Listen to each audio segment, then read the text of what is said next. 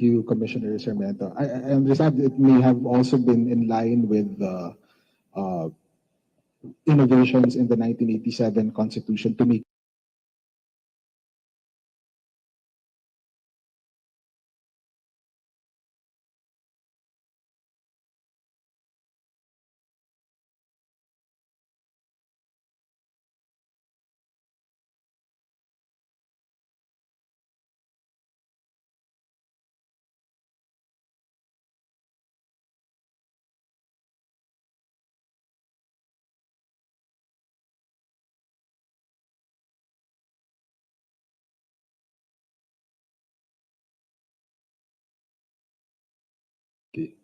to preserve constitutional government, preserve the order in our country, to avoid chaos. So to me, the lowering is very relevant to this forfeit proceed provision in the Constitution. Thank you, Commissioner Sarmiento. I think the reason why, Justice, thank you. Would you have a response to this question? I think the points of Commissioner Sarmiento.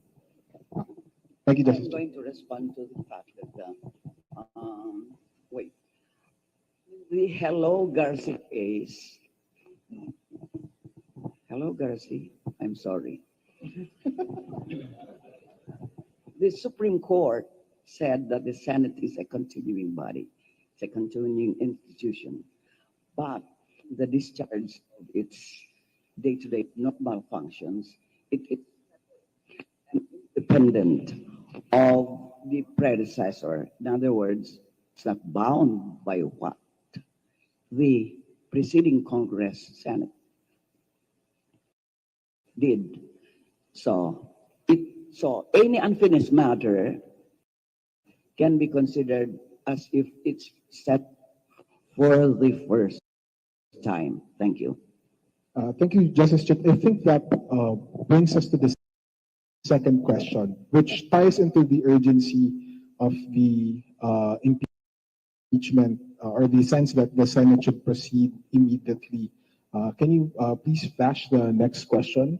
So the second question, and I think it ties into this concern that if the Senate does not meet now, when it is on recess, then there might be a frustration of the impeachment trial, because another question that keeps coming up is that will the impeachment trial carry over from the 19th Congress to the 20th Congress, when I think I understand from Garciliano and the older case of Arnott, the Supreme Court said that the Senate is a continuing body, but then we have this more recent case of Balag where the Supreme Court now says that Congress or the Senate's business does not continue beyond a Congress. So your thoughts, Justice Carpio Morales or Senate President Drilon, on this? Well, I'm not the Supreme Court, but I maintain my position. Thank you, Justice. Senate President Drilon. To me, this is an open question. Can the impeachment complaint filed in the previous Congress be continued when the new Congress comes in and the new impeachment court comes in? A lot of questions have heretofore been not answered. Yes, there is a view that the Senate is a continuing body and therefore can continue to hear the impeachment complaint. You know, there are a lot of opposite arguments can be raised, as in this is not in the nature of a investigation by Congress, but you know it's an investigation of the impeachable offenses allegedly committed by the Vice President, and therefore the question is, can the question of the mandate of the present Congress when it expires, etc. So this is an issue which I don't pretend to be able to answer right off the bat. And maybe the colleagues of sit here in the Supreme Court can answer that question better. But it is a question which has not been answered. And that is why I hope that this can be raised so for us to be enlightened. Commissioner Sarmiento, would you have a response to this question? Professor Tamas, and so far as that question is concerned, you have the concurring and dissenting opinion of Justice Carpio. In the case of Garciliano versus House of Representatives, what was his concurring and dissenting opinion? Insofar as all other matters and unpassed bills are concerned, deemed terminated. And he was referring to legislation. So that with respect to non-legislation, the case uh, of the one I mentioned, Pimentel versus House will come in. Impeachment is non-legislation. So therefore, if it has been started in June 2, 2025, it has to continue when the 20th Congress resumes or opens its session. Thank you, Commissioner Sarmiento. Professor Rivera, Professor Te, just perhaps to add a little more context to this question and to be, just to present a devil's advocate position.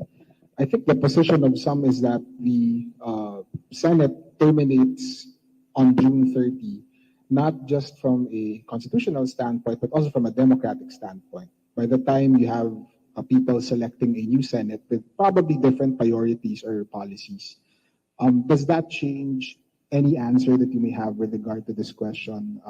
Or how would you respond to this question about impeachment crossing over from the 19th to the 20th Congress? As Senate President Drilon mentioned, this is an open question. And we don't want to prejudice a consideration of that question should it reach the Supreme Court. But at the moment, I think we have three theories on this point. The first is that it may continue into the 20th Congress for the reason that Commissioner Sarmiento had mentioned.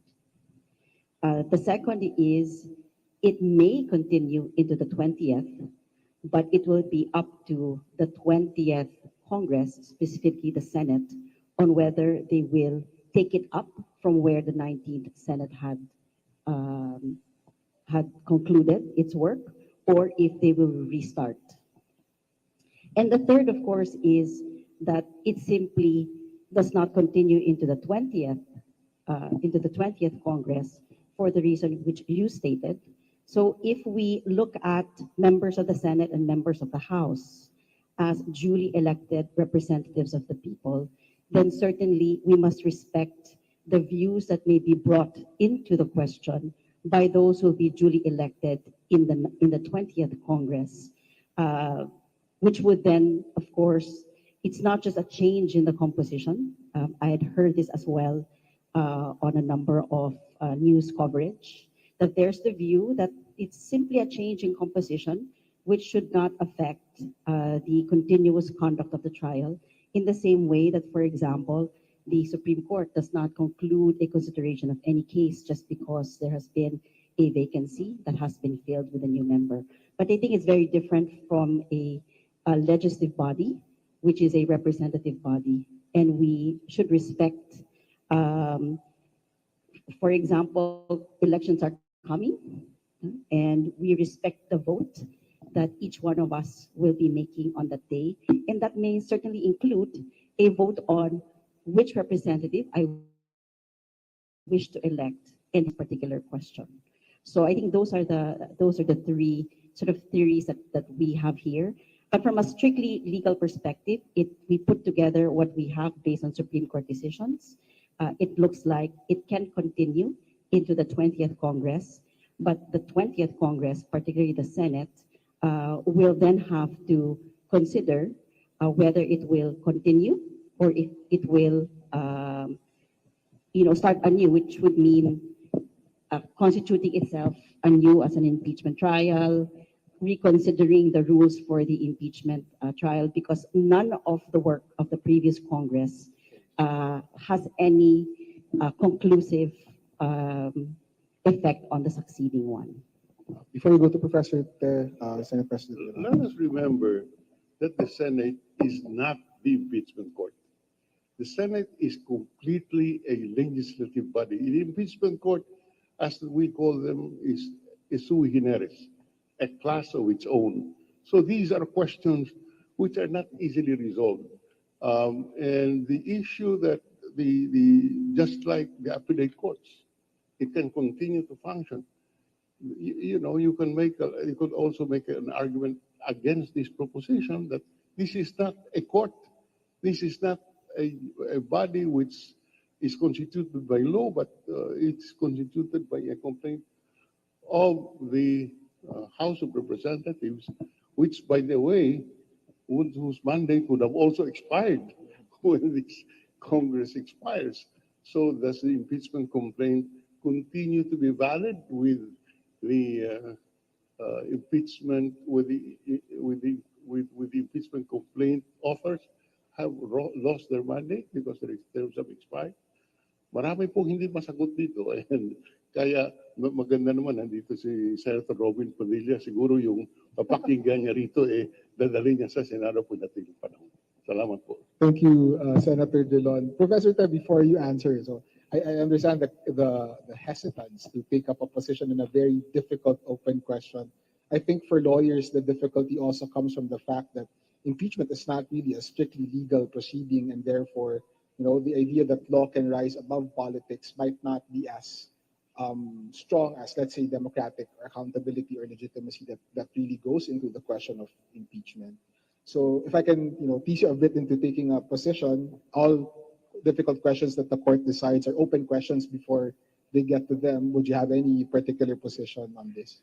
I was about to make the analogy that Senate President Dillon made, that when the impeachment court has been constituted, it is not the Senate.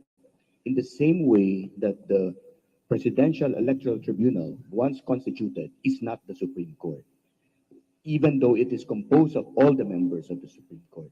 It acts as the Presidential Electoral Tribunal with a different set of rules, with a specific mandate, and therefore, as far as regularity of the schedule, the Senate acting as an impeachment court may not actually be bound by that calendar of session, recess, adjournment, recess, session, adjournment, recess, for purposes of legislative work. And so I would, well, since you teased me into taking a position, I would probably say that if it is based on that particular characterization of the Senate having been constituted, and I think this is the qualifier I would make, if it had been constituted as an impeachment court while the 19th Congress is in session, and once the 20th Congress comes in, the impeachment court will still stand, having been constituted already, because it is not the Senate acting as the legislative body. The question now of how many members and which members, that is now the difficult question, because practically half the Senate will have their terms ended. There will be new senators. There will be new senators coming in, and so that would have different implications. But I think that would be my position. I think it's also worth noting, especially for the law students and lawyers here, and my own law students, that while the word impeachment court does not really appear in the text of the 87 Constitution, the practice of the Senate in the last two impeachment trials has really seemed to indicate it as sort of an independent creation or independent body. Legislative precedent is one of the ways we understand the Constitution, and so the idea, for example, that you would have a separate oath indicate that the Senate transcends to a higher political body than just the typical legislature. Senator Dillon. Yes. Just a question occurs in my mind. An impeachment court is not an ordinary government agency.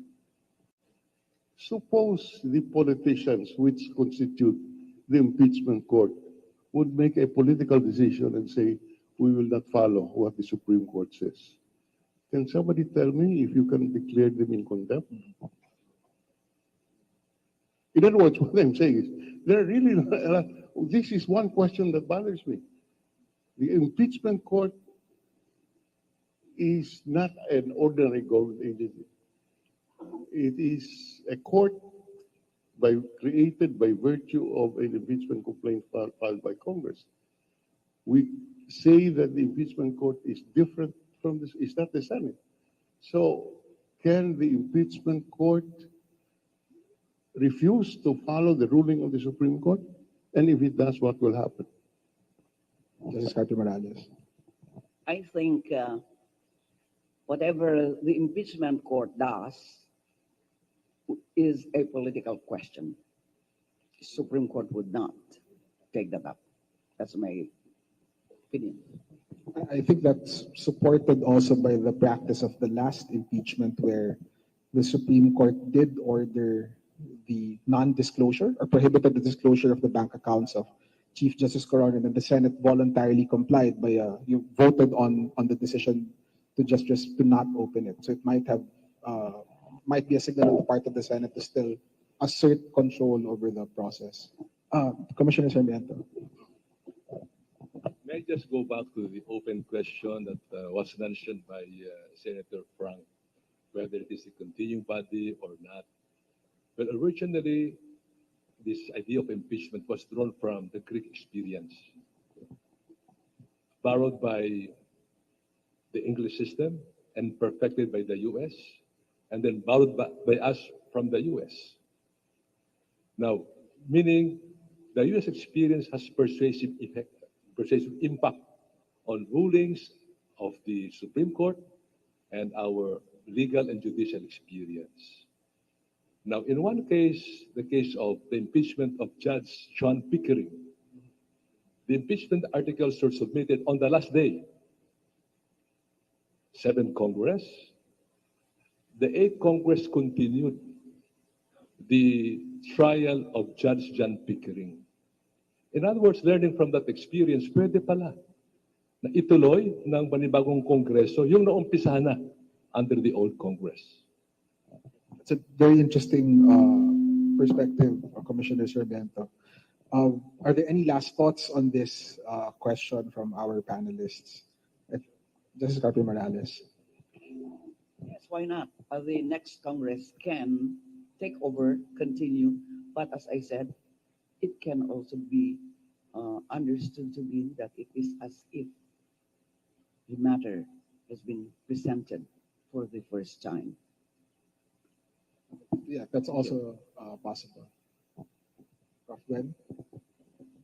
I think the emphasis here is so many of these questions are really addressed to the Senate, because the language of the Constitution is it has the sole power to try the impeachment case. So I think observing that constitutional language means the Senate has to consider very carefully how it will proceed, because it's also not bound by any step that it had taken in the previous impeachment trials. That's the first point. The second point is, as you had pointed out, the 1987 Constitution does not carry the words impeachment court. In fact, the specific provision addresses itself to senators. It says that the Senate has the sole power to try impeachment cases. And when the Senate sits for that purpose, it is the senators who take the oath or affirmation. And that's basically the constitutional requirement as far as the Senate is concerned. That is why I think there's a wide discretion on the part of the Senate with respect to the actual trial of an impeachment case. And I think taking with what Justice Carpio Morales said, that the Senate acting on this as a political question, then it also raises how, unlike the typical case where we have the Supreme Court informing us of how to conclusively read the Constitution, the Senate might actually weigh in more heavily on this point, whether it will decide to continue the impeachment trial. Well, not to monopolize the conversation, but there are just two interesting points. Yes. Based on what you've shared. The first one is, in the U.S., based on their practice, there's that case of Nixon versus U.S. Yes. That's Judge Nixon. And for his impeachment, I think based on even an earlier impeachment case, um, what the United States Senate had done was to actually constitute a commission for purposes of taking in evidence, and that commission would render a report to the Senate as a whole, so that the senators can continue with their legislative work. Of course, in that particular case, the U.S. Supreme Court refused to rule on whether that was not unconstitutional, because they consider it as a non-justiciable question. Of course, in our own jurisdiction, we've resisted adopting that view that had been taken by the U.S. Supreme Court, and our decisions say that there are questions related to impeachment that may be considered as justiciable, particularly if there are standards that are provided in the Constitution against which the validity of a particular conduct can be assessed by the Supreme Court. So, so many questions arising from this particular case. Thank you, Prof. Gwen. If we could, I suggested a special session. The impeachment court is constituted, the trial takes place, and finish it before the term of this Congress expires. So all these questions will not come to fore because it will become academic with the decision, which I'm sure can be rendered before Congress expires. There are a lot of questions that will be raised here, and I don't know when it will be resolved.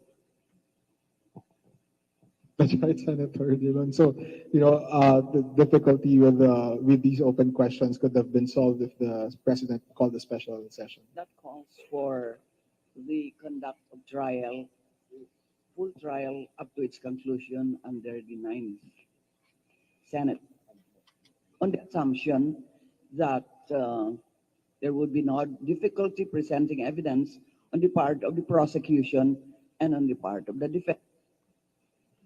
That's right, because the last impeachment trial also took around 5 months before it finished. And It can't be finished. I have gone through it. It can't be finished because the senators would not want to be bogged down there. They would want to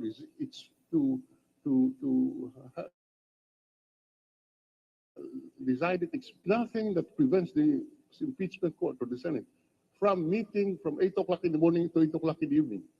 And, we have gone through it. We would hold sessions, impeachment trials for hours, 10 hours sometimes. So, but because of these many difficult questions that will arise, if you allow the impeachment trial to speak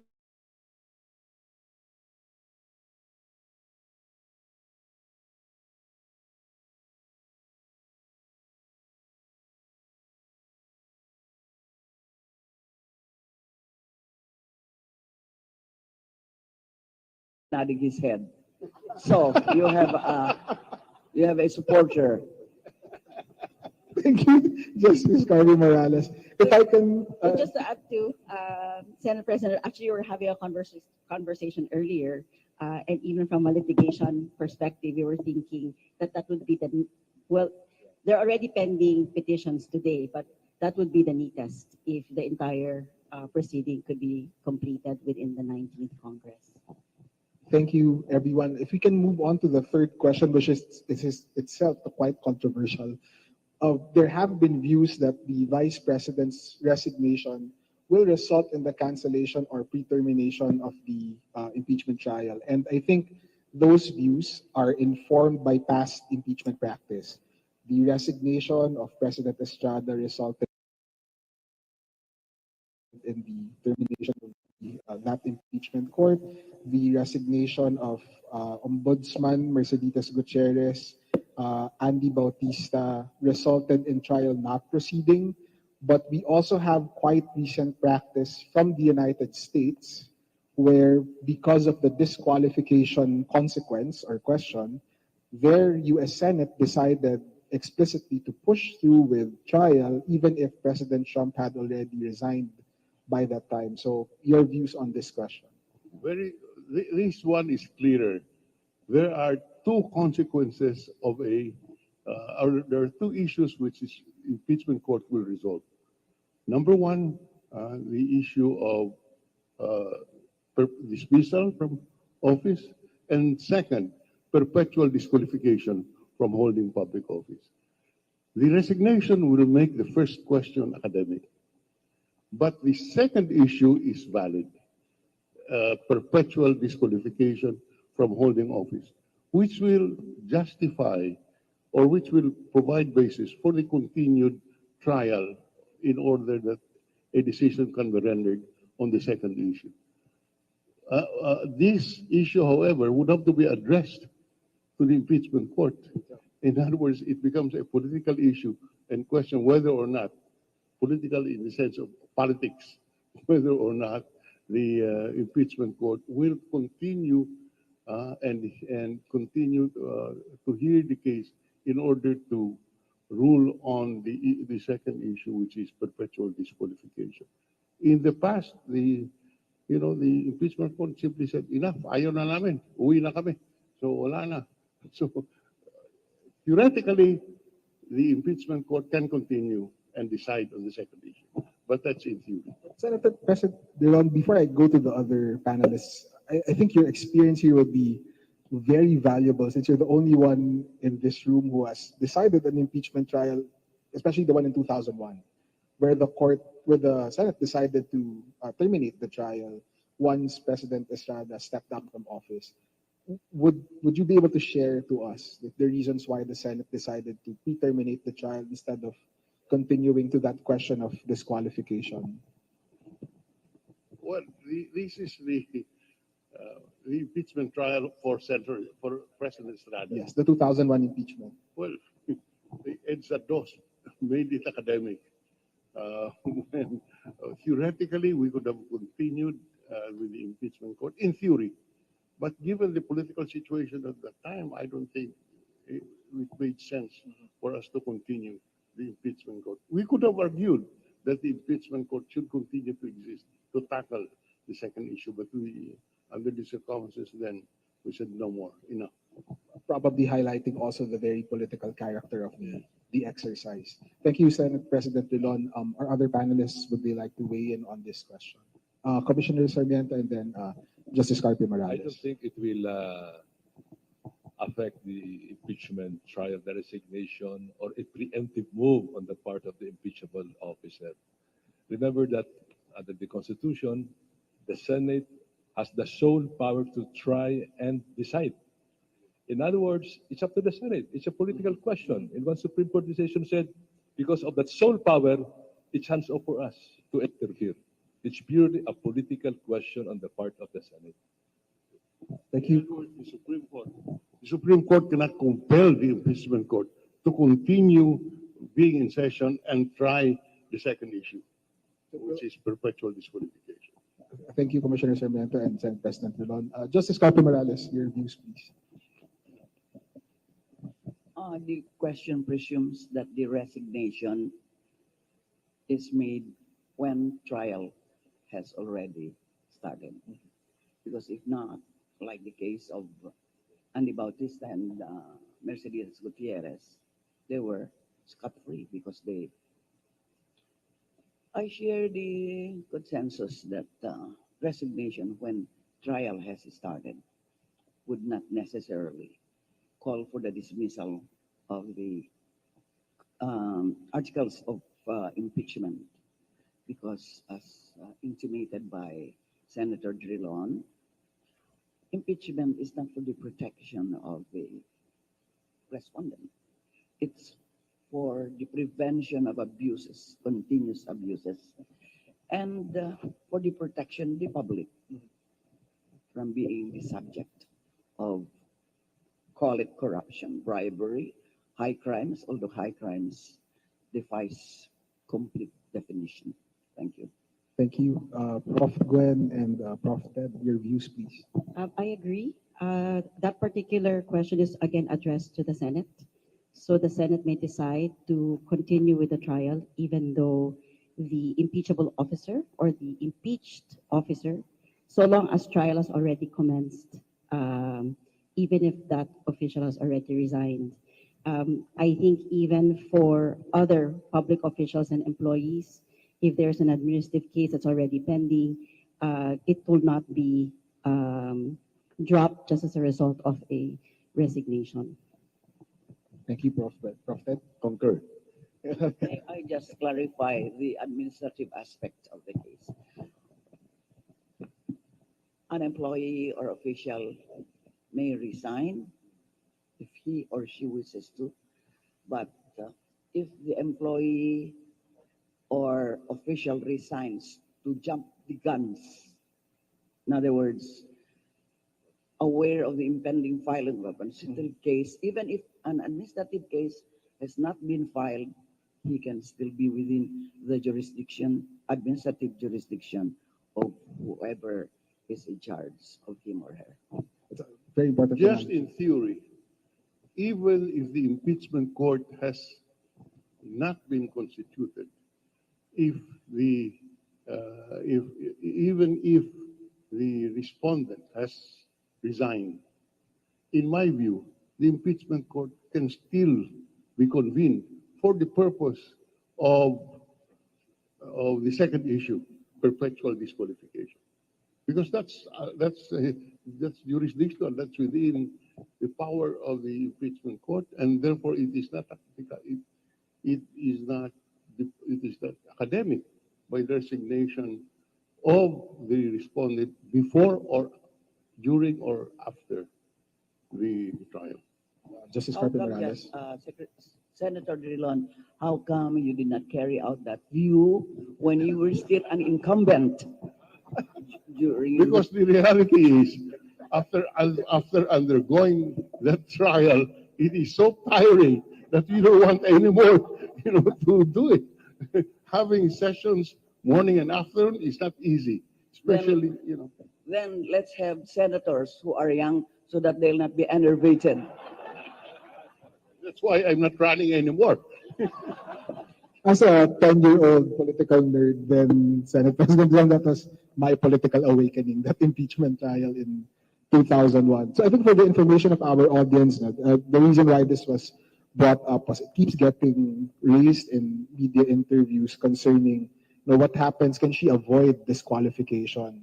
Can the Vice President avoid disqualification if she just resigns? Because the impeachment trial would not proceed anymore. And I think there's some consensus here that there is a second consequence to impeachment, which is not just removal, but also disqualification from office. And a unique feature of that is that, unlike any other penalty in law, that disqualification from office is actually not pardonable.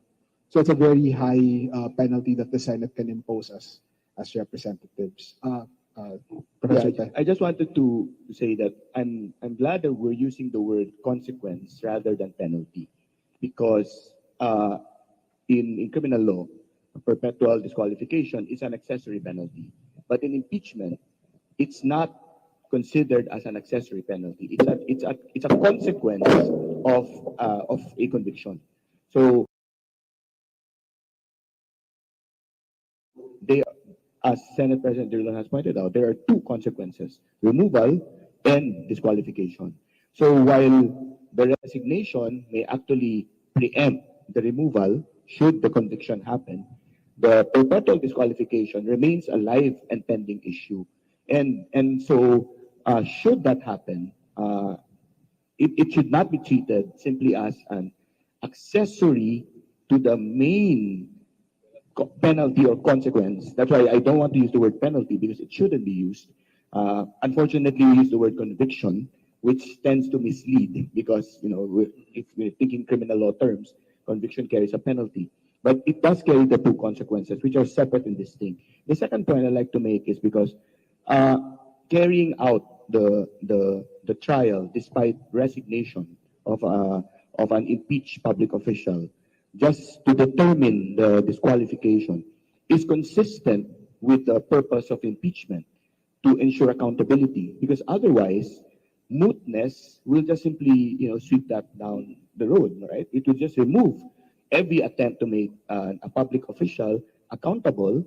The public official evades the removal and also evades the disqualification, while impeachment really is the constitutional last resort. for as far as these officials are concerned. The offenses are so grave as to merit impeachment as a way of removing them. And therefore, we cannot just simply say, by rendering it moot, by resignation, even the aspect of whether this person could ever be allowed to hold public office would simply be swept away. So I would support that consensus, but would want to point it out that because of the consequence of just using mootness, we really should disabuse, right, the public of that particular consequence, that it is simply an accessory to removal. It is not. These are two separate and distinct consequences. The principal consequence of that. If we can move on to the fourth question, just because for the lawyers here, is there a standard of evidence in impeachment trials, or should there be? And the reason why I ask is that in 2012, when during the Corona impeachment, one of the key issues raised by then Senator Santiago, Defensor Santiago, was what would be the standard of evidence. Now, for non-lawyers, the standard of evidence is basically how much proof should there be before a particular judgment is given by a court, and in this case, the Senate. Is that question at all relevant? Does it risk the over-legalization of impeachment, and what would be the consequences of that? Commissioner Sarmiento, and then probably Professor Te and Senate President Drilon. If I recall right, it was an issue during the impeachment of President Estrada. And again, an issue during the impeachment of Chief Justice Corona. What is the quantum of evidence? Should it be proof beyond reasonable doubt or sufficient evidence? Again, to the best of my recollection, it was not proof beyond reasonable doubt. This is very difficult. I think it was sufficient evidence would be enough as guide for the senators in, well, convicting or acquitting the respondent.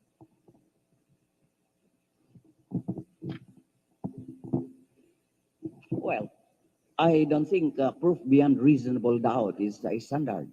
That's only for crimes,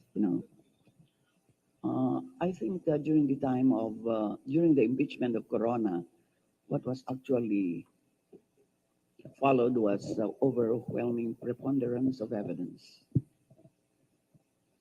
Preponderance of evidence, in one case, it has been said that it's more than 50% chance of getting the desired result. So again, it's because it's the Senate which is given the sole power to come up with its rules. Then we respect whatever burden of proof the Senate will exact from the parties, but certainly not proof beyond reasonable doubt. Thank you. Senate President Drilon. Remember that the senator judges are not lawyers. Maybe some are lawyers, some are not. But having said that, there is simply no standard of evidence that is required. Each senator judge would make a judgment on the basis of his or her appreciation. There is no standard that is imposed because it's simply not possible to impose that kind of standard. Because in the first place, we say that the impeachment court is a class of its own. So, from that alone, you can have many consequences. And it's difficult, really difficult to impose any standard because the members of the court are simply politicians in the first place. They are not lawyers in every instance. So it is addressed to their conscience how they would perceive the evidence presented. Thank you, Senate President Drilon. For Prof. Gwen and Prof. Ted, I wonder if you can tie this question to questioning the question, the larger issue about the way that law and politics interacts in impeachment, because it does look like and feel like a legal proceeding. We call the senators senator judges. There's a prosecution team. There's a defense team. But in the final analysis, it seems like a lot of the rules that we would apply to courts actually do not apply to the Senate. And what would that mean for questions like evidence or burden of proof? Thanks for that question. The first thing that I'd like to say is that the very first rule under the rules of court regarding evidence is that it applies only for judicial proceedings. So when we talk about evidence, unless the Senate expressly adopts the rules on evidence, which I do not think it should, because as Senate President Dillon pointed out, they are not all lawyers. So, the complicated, technical, nuanced appreciation of evidence may not work for all of the senators who are not lawyers. They are not trained in those rules, and therefore it shouldn't bind them technically. Secondly, because of the political nature of impeachment, I think the standard, and I wouldn't say standard of evidence, the standard I think from which any evidence is appreciated by the senators should be, what would I, as a senator, need to be convinced of to remove this elected official from office and bar this official from ever being able to assume office. Whatever that standard is, that should be how the senator views the evidence. Because again, you can't use preponderance, you can't use reasonable doubt, you can't use substantial evidence, which is so low a bar in terms of administrative proceedings. And because it's sui generis, as SP Dillon points out, I think the point of view of the senator should be, hearing everything that I've heard, does it convince me, does it answer this question for me, that this impeached official should then be removed from office and should be barred from ever assuming office? And that's a very heavy burden. That's a very difficult question because, again, you're contending with, an elected official who has been put into office by the will of the people, and your vote as a senator is essentially to override that decision of the people, right? In putting that person in office for whatever offenses this person has done, and that has been proven. So I do not think the standard should be the legal standard that we lawyers are used to. I'm trying to recall who it was who said, I think it was Senator Lapid in the Corona impeachment. His explanation of vote was so simple, from the point of view of an ordinary person. You may agree or disagree with his explanation of vote, but that was how he perceived the issue. And so I think from the point of view of the senators, when they're viewing the evidence, they should be viewing it with the end in mind of answering that question. What would convince me that this person should be removed from office, overriding the vote of that this person got, and perpetually barring this person from ever holding any office? Those are two very difficult questions to answer. And maybe just as a third point, Paolo, in relation to the use of evidence, over judicializing the proceedings, right, may also get in the way of impeachment as a mode of truth telling, of finding out the truth regarding certain transactions, certain grounds. Because again, the litigators know that one way to get a judgment in your favor is to make sure that the evidence never gets in. So hearsay objections, all of those things, right?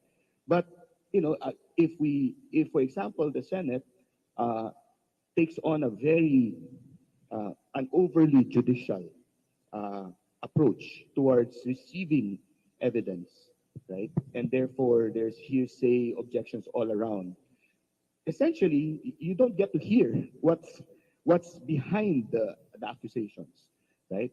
And so maybe a shift in the mode, right, of adversarial, which we're used to in court, right? People versus X and Y, A versus B, uh, from adversarial to inquisitorial, where the Senate, acting as inquisitors, right, basically try to find out, is this true? And, even if it would be hearsay, right, as long as it is supported by enough corroboration, perhaps the Senate can go beyond that. I say that because of the qualification that the rules of evidence are really for judicial proceedings. They're not really for Yes, other types of proceedings. but the rules of evidence is supplementary to the Yes. rules of the impeachment court. Yeah. And if let's say an objection is raised on that the evidence is hearsay, that can be ruled by non-lawyers. That can be decided by non-lawyers because that is put to a vote in the impeachment court.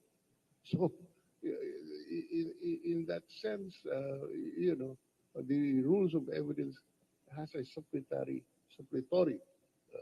application. I agree, sir.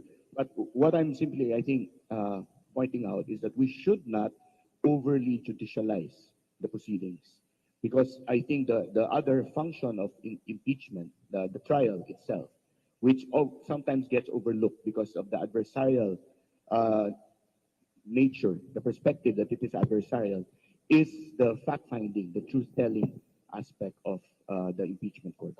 Scholars would actually call it not so much legal accountability, but political accountability. Yes, political accountability. And hence the Sure. morally coded words of the Constitution on impeachment. Prof. Gwen, before we probably go to the last question. Maybe just two quick points. To the question, I agree with Senate President Gilon. Uh, the Constitution does not itself require any standard of proof, nor any quantum of proof in the impeachment trial. And from a practical perspective, I think it will be difficult to impose such a standard because the determination of whether the impeached official's conduct rises to the level of an impeachable offense is addressed to each senator judge. Because at the end of the day, the conviction or the acquittal in an impeachment trial is just a matter of votes. So we look at, so that question is really addressed to each senator judge. And as Senate President Didon mentioned, not all of them are lawyers. The second point is, while we're discussing burden of proof, I think there are two important sort of strands to that question that the Senate should pay attention to. One is their crafting of their rules for the impeachment trial. In the past, I understand that they have adopted the rules of evidence in a supplementary manner. We don't know whether that has affected in any way the capability of a non-lawyer senator judge in receiving information. That's one. The second is if it has affected the capability of parties, for example, the House managers or the House prosecution panel and the defense in terms of presenting information to the Senate for purposes of each judge making that decision. And lastly, also the role of the presiding judge.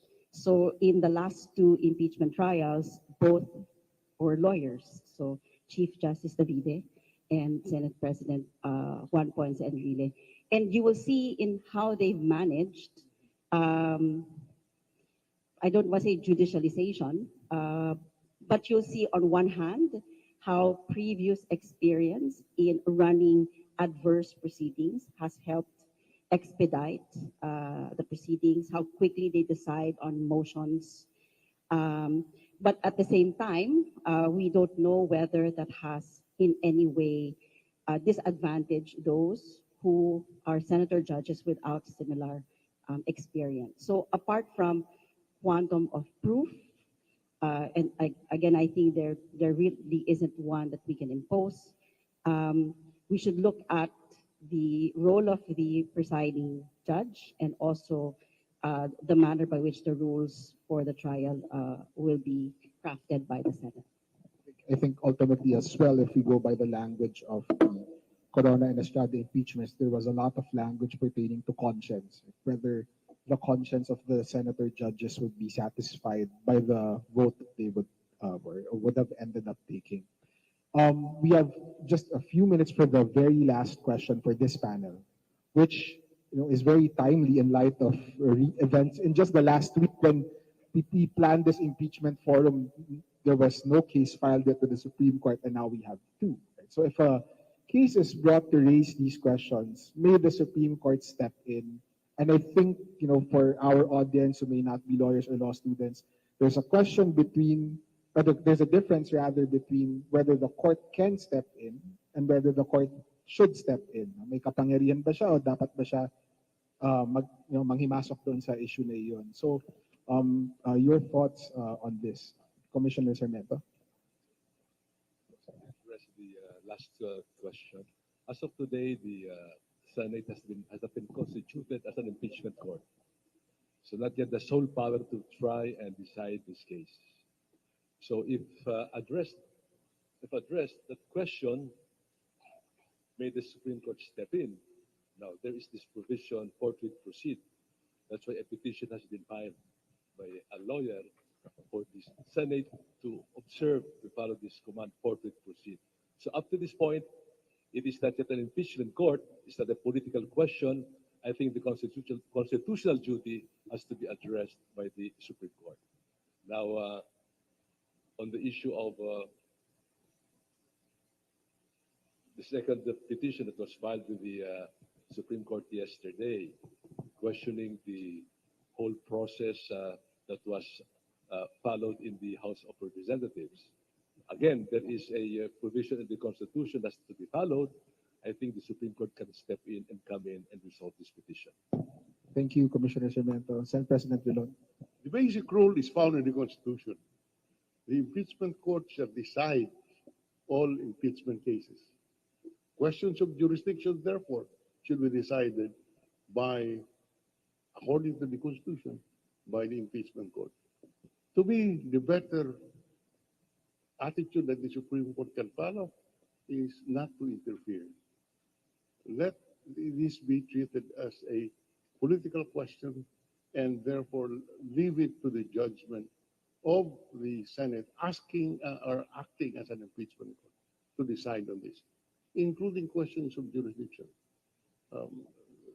So it's best that the Supreme Court does not interfere. Justice Carter Morales, I know that there might be a discomfort in light of the Francisco ruling. But Under the expanded jurisdiction of the Supreme Court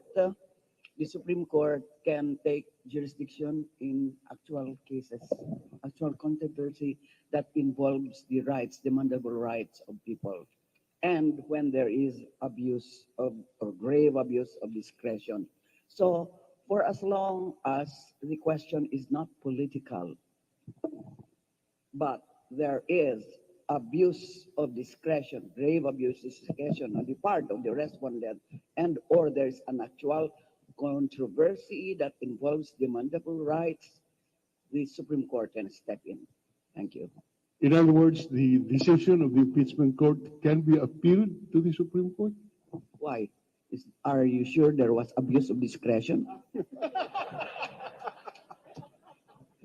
Well, just my point, Chit, is that under the Well- Constitution, the Senate shall have the sole power Yes, yes. to try and decide all cases of impeachment. Precisely. This is precisely a clear rule Yeah. that the Supreme Court should leave the Senate alone. Precisely, I subsumed my answer in that there is, under the expanded jurisdiction of the Supreme Court, as afforded by the 1987 Constitution, the court comes in if there is an actual case and it involves demandable rights and or there's grave abuse of discretion. If the impeachment court gravely abused its discretion, why should it not step in? Because the remedy is not to re-elect the senators that rendered such an unjust judgment. You tell that to those who are electing and re-electing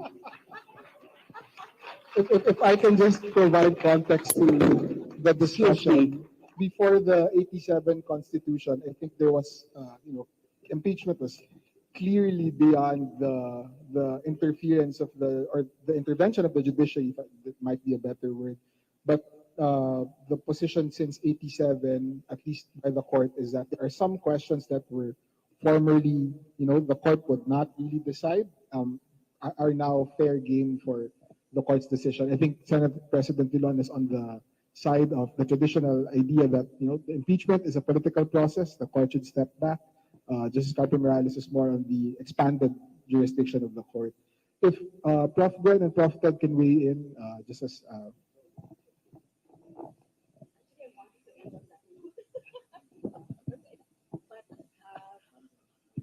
Go ahead. On the matter of electing and re-electing. I want that point should be given emphasis. But to your question, I agree with Justice Carpio Morales. As the Supreme Court has done before, there are questions related to impeachment which the court has considered to be justiciable, so long as the standards for adjudication are present in the Constitution. But having said that, I understand your question to mean any of the questions we've discussed today could be subject to sort of judicial review. On that point, I agree with Senate President Franklin Drilon. I think this is an opportunity for the Senate because the articles of impeachment have already been transmitted, or the impeachment complaint as the articles of impeachment has already been transmitted to the Senate. I think we should give the Senate the opportunity to take on the role that it has been constitutionally granted, so that its action will inform how these provisions are enlivened, rather than by default letting courts decide questions that have been addressed by the Constitution to the Senate. thank you, Prof. Ted. Yeah, there's a balance that is struck by the Constitution among the three branches, and that balance is now being implicated whenever impeachment comes in, because there are two branches of government currently now being involved with the impeachment of the vice president, and then the action of the House, and then the possible action of the Senate. You're now bringing in the third branch to mediate in a way between these two branches of government. And so, knowing the court to also be a practical court, meaning, will its action actually do anything in order to help the situation or not exacerbate the situation? While I agree that yes, the court has jurisdiction to entertain petitions that fall within Article 8, Section 1, Paragraph 2 parameters, the question of should it is a more difficult one simply because of that balance. And on a practical matter, for example, in one of the petitions, where the petition asks that the Senate forthwith proceed, meaning should try, right? When the court, I imagine if the court acts on that, and if the court acts favorably on that, that would mean the court would be setting the timetable basically for Congress to do certain things, where objectively those conditions may not exist. And so I think that would be within the mind of the court. Can we actually grant this relief, considering the objective conditions do not exist? The Senate has not been constituted yet as a court. If we do grant this, how will the Senate proceed? Because the court cannot order the Senate to constitute itself as an impeachment court. They cannot order that in whatever petition. So that's why I preface my answer with that there's that balance, and the court now being called to mediate, to thread that balance. The court will have to look at the practical side of its decisions. Yes, the jurisdiction is there, but I think the question would be, should it exercise its jurisdiction at this point, and maybe not when at a future time when maybe the issues have been a bit more crystallized, as opposed to at this current time. I hope I don't get cited for sub judice for that, but that's my opinion. I think what lawyers would call ripeness, when all of the facts are already there for a court to make an informed decision. That has been an incredible hour and a half, and I hope, I wish we could continue the conversation, but may I ask our audience to give our speakers another round of applause. I hope our speakers can stay up to the open forum towards the last few minutes of today's session. But in the meantime, may I call on Professor John Mollo to introduce the speakers for the second panel.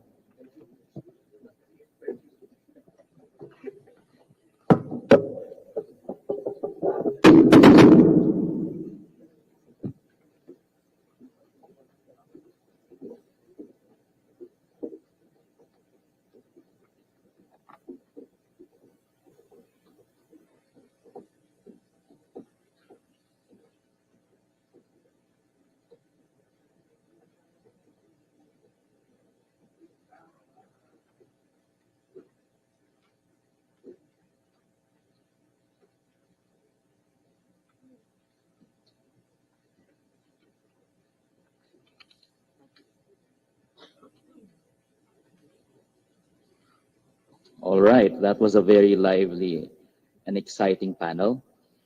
Our second panel for today has two speakers. First one is Honorable Isabel Maria J. Zamora, who is part of the House panel of prosecutors. She is the incumbent representative of San Juan City's Lone District. Representative Zamora is part of the panel of 11 representatives who will serve as prosecutors in the impeachment proceedings of Vice President Sara Duterte. Prior to entering politics, she was a partner at Zamora Poblador Law Offices, practicing civil and family law, corporate law, and criminal law. She received her undergraduate and law degrees from the University of the Philippines and was admitted to the Philippine Bar in 2009. Our second panelist is Attorney Sheila C. Sison, a partner from Fortune, Narvasa, and Salazar.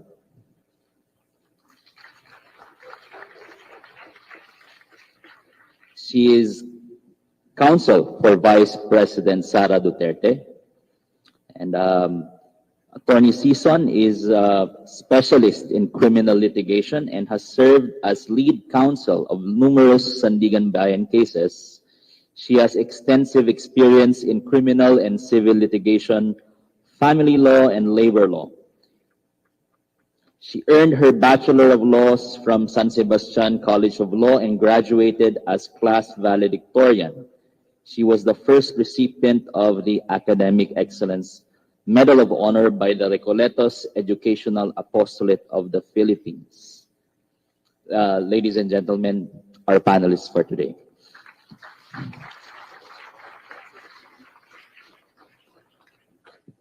May we call on Congresswoman Zamora and Attorney Sison to the stage for our second panel on the Duterte impeachment and lessons from the past.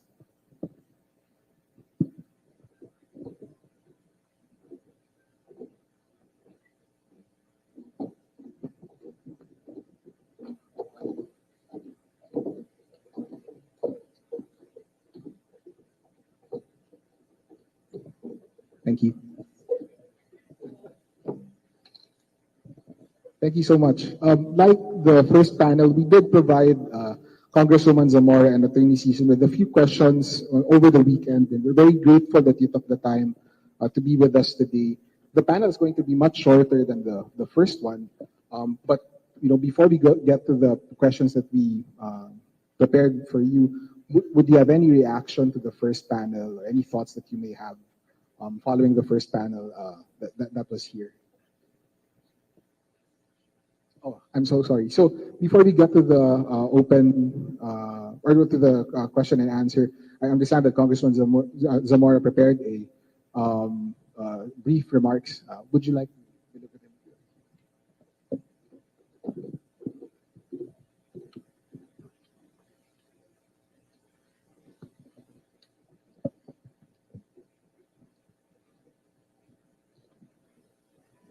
Dean Darlene Barberabe, Senator Robin Padilla, former Senate President Franklin Drilon, retired Associate Justice Conchita Carpio Morales, Commissioner Rene Sarmiento, my professors in the UP College of Law, non-teaching staff, guests, students, good afternoon.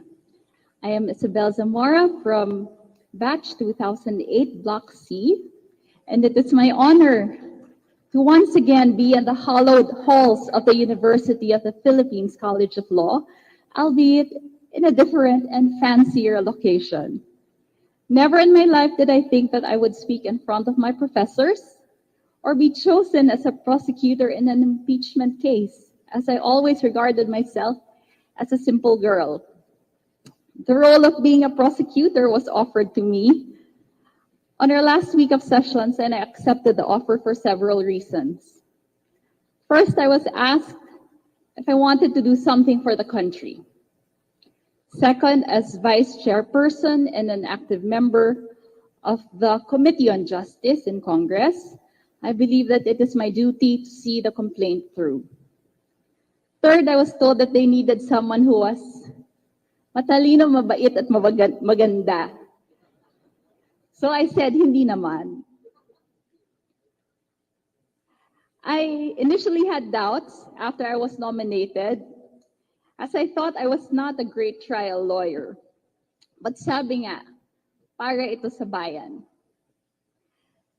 I was tasked by my friends, Congress colleagues from UP Law and UP, to wear something maroon on the first day and to raise the flag of UP high. I am both excited and anxious about my new task. I brought out my highlighters and post-its the following day and started reading. It brings back tons of memories from law school. I take this opportunity to mention a few aspects about the case. The complaint was culmination of meticulous, transparent, and televised fact-finding effort of the House of Representatives. Certain matters, in fact, arose during the budget deliberations in 2023. Copies of the complaint were circulated to the members, and in fact, on the first circulation, I was already able to read the articles. Some members voiced their opinions on the matter. 215 members signed the complaint. The House prosecution will show that Vice President Duterte, since her assumption to office, has repeatedly, egregiously, and grossly violated her solemn oath and pursued actions that amount to culpable violations of the Constitution, flagrant betrayals of public trust, graft and corruption, and other high crimes. In particular, Vice President Duterte committed the following. She contracted an assassin and plotted to murder the President, the First Lady, and the Speaker of the House. She misused and malversed confidential funds appropriated for the office of the Vice President and the Department of Education. She disbursed or gave away monies amounting to graft and corruption, among others.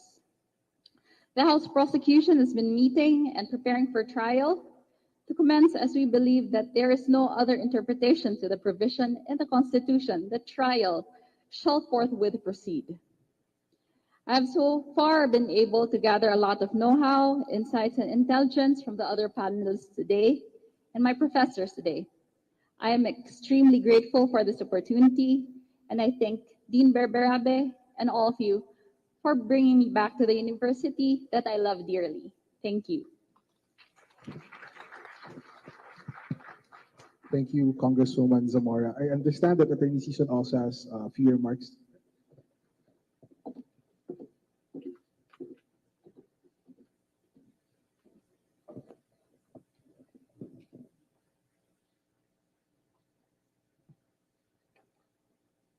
Dean Darlene Marie Berberabe, the Senator Robin Padilla, retired Supreme Court Associate Justice Honorable Antonio T. Carpio, former Senate President Franklin M. Drilon, retired Associate Justice Honorable Conchita Carpio Morales, Honorable Rene V. Sarmiento, Attorney Ramon Esguerra, Associate Professor Gwen Grecia de Vera, Assistant Professor Theodore Te, Congresswoman Isabel Maria J. Zamora, Attorney Fina Bernadette A. de la Cuesta Tantuico, and my senior partner in Fortune Narvasa and Salazar, Attorney Gregorio Y. Narvasa II.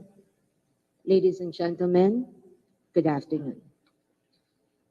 I would like to thank the UP College of Law, Justice George A. Malcolm Memorial Foundation, Inc., in partnership with the Philippine Law Journal, for the invitation to join this forum today that aims to encourage meaningful conversations on the emerging issues in impeachment, especially since we come to this forum as counsel for the Vice President, whom we know is now the subject of impeachment efforts. We appreciate the opportunity given to partake in today's discussion and listen to perspectives from which we could all draw some insights that hopefully would enrich the dialogue and our understanding, as well as of the public, about the impeachment process. The other night, I was reading a keynote speech that was delivered by the late good Senator Miriam Defensor Santiago in 2012, or 13 years ago. This was delivered before an annual convention of a Society of Doctors and Physicians. Now, in that speech, she cited the fundamental book on the topic of impeachment, authored by Professor Charles Black, Jr. of Yale University, and summarized as well the thoughts that the latter had on the matter. According to the late senator, impeachment is a dreadful process. It inflicts a deep wound on the country. Now, Professor Black, in his disposition in that book, described impeachment in this way, and I quote, "Removal by conviction on impeachment is a stunning penalty, the ruin of a life. Even more important, it unseats a person whom the people have deliberately chosen for that office." I understand, of course, that many who had come to this forum may probably already had formed their own opinions. This is but natural in a democratic country that values and encourages free speech. But I agree, it is a stunning penalty. It is a dreadful process. It ruins a life. In fact, I can even go one step further and state the reality that long before the impeachment process has begun, a life is already ruined by accusations made public, and with the amount of heavy criticisms made for public consumption without the benefit yet of a trial. And perhaps that is the significance of having this forum today, in that we are reminded that despite our personal convictions and or opinions on issues surrounding the current impeachment efforts against the Vice President. Impeachment remains a serious constitutional mechanism that must be done only in the manner permitted by no less than our Constitution and the standards it had set therefore, in accordance with principles of fair play and the rule of law. I am hopeful that this forum would contribute to elevating the discussion among our people. Again, good afternoon at maraming salamat po.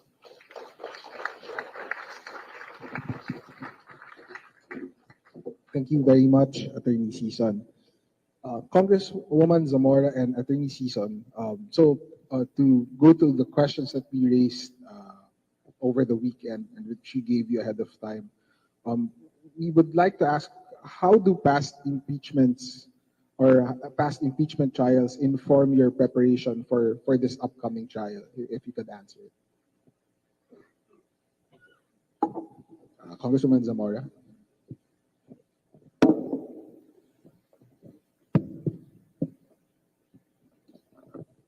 Professor Tomasa, so as I earlier mentioned, the prosecution has already been reviewing and studying and preparing for the trial. So in fact, we studied the past impeachment cases. We have a list, tables of all impeachment cases filed before the Committee on Justice, or those that went straight to plenary. And I know two particular impeachment cases. First, in President Estrada's impeachment, we know that there was an issue of the second envelope. I was not yet a law student at that time, but from my understanding, there was a need. They wanted to open it, and that was the reason why the senators walked out, because of that second envelope. So what we thought was that there's a need to sift through our evidence. We should check all the pieces of evidence that we have and see whether these are really important. Second, learning from the era of impeachment was that public support is very important, as this is a political exercise. It is political legal for some, but the influence of the public is very important, and we should muster the public support in this case. Second, that I noted was in the Corona impeachment back in 2012. If I'm not mistaken, several articles were withdrawn. I believe it was 5 articles. And that tells us on the prosecution side that we should in fact be ready with our articles. We should be able to defend these articles and have evidence for each. We should prepare so that we won't be berated by Senate, especially the lawyer, senator, judges. As in fact, some were berated. Some of the members of the prosecution were in fact berated by Senator Miriam, if I'm not mistaken. I believe it was during that impeachment also that they were berated on the rules of evidence, and this tells us that we need to have a cohesive prosecution. We have to have a firm stand and complete evidence for all of the articles. Thank you, Congresswoman Zamora. Attorney Season, would you like to weigh in on this question? Yes. Earlier, I was actually asking my senior partner, Attorney Audrey Nervasa, about this question. And I told him it should be you who should answer this question because you're older than me. And he was part of the Arab Estrada impeachment defense team. And I think I was still just being born at the time. So really, if there's anyone who can answer this question in this room, that would be Attorney Oching Narvaso. But all right, kidding aside, two things come to mind when it comes to past impeachment trials and how it would help us in the upcoming trial. But let me just point out before I answer this question, because the premise of this question is there will be a trial. And I think I have to be candid enough to disclose that yesterday the defense filed a petition challenging the validity of the fourth impeachment complaint that was referred by the House to the Senate. But let's assume that trial would indeed proceed. How do these past impeachment trials inform the defense team? In response to the question, Attorney Oji shared that during their time, which was 24 years ago, anything goes. There were a lot of things that happened outside the impeachment court. And I suppose that is because impeachment process really is a unique intersection of law and politics. And this is something that we also anticipate could happen and would happen this time. Because even now, prior to the Senate constituting itself into an impeachment court, we could already hear a lot of people wanting to put in their 2 cents on the matters and on all incidents, on all issues that come out of this whole impeachment process. In fact, even prior to the filing of the fourth impeachment complaint, we could already see and hear a lot of people chiming in on the things that were discussed at the hearings that were conducted by the House. And of course, this contributed to our people developing some opinions. Probably most of them are strong opinions. And so this is something that the defense would also have to prepare. Well, this is, not without, it goes without saying that we are prepared just by being the lawyers of the Vice President, that we would be under heavy scrutiny by the public. And so this is also something that we really need to prepare. But apart from the preliminaries, just like what Congresswoman Zamora said, the defense team is ready. Whether or not the petition or whatever resolution or action that the Supreme Court would have on the petition that we filed yesterday, the defense team is ready. Now, on the details of the preparation that we had done, I think that it would be prudent on my part not to disclose yet the level of preparation or the things that we are doing at the moment in order to be able to come to the trial well prepared. I understand the limit, and we're very grateful that you actually agreed to our invitation to join the conversation this afternoon.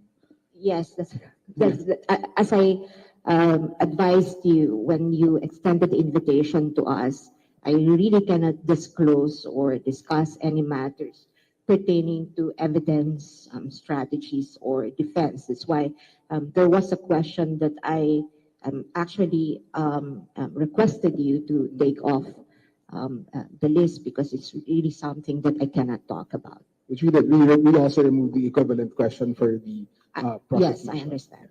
So, but I hope the next question isn't, you'd be willing and free to answer regarding questions about the Senate rules. And unfortunately, despite impeachment being political, and that's something we learned from the first panel, inevitably, the proceeding itself is likely to be couched in law, and it will involve statutes, it will involve the Constitution itself, and the rules of the Senate. So, having looked into the current Senate rules for impeachment, is there anything coming from the conversation the earlier panel or throughout your preparations which you think or you would want the Senate to consider or reconsider as part of the impeachment process? Exactly. There's actually one, proceeding from the discussion earlier and from what has been discussed even in media. There is Section 11, if I'm not mistaken, that an adjournment of the Senate sitting as the trial court shall not operate as an adjournment of the Senate as a legislative body. So in my humble opinion, I think that the reverse should actually be stated as well, so as to remove all of these issues on whether we can proceed with trial. Thank you, Congresswoman Zamora. Attorney Sison, would you have anything to suggest? I actually prepared two items in respect of this question, but based from the discussion that we had with our legal experts in the first panel, it would seem that the general track or agreement, at least, is that there could be no standard of proof or the degree of proof by which impeachment cases can be decided by the Senate.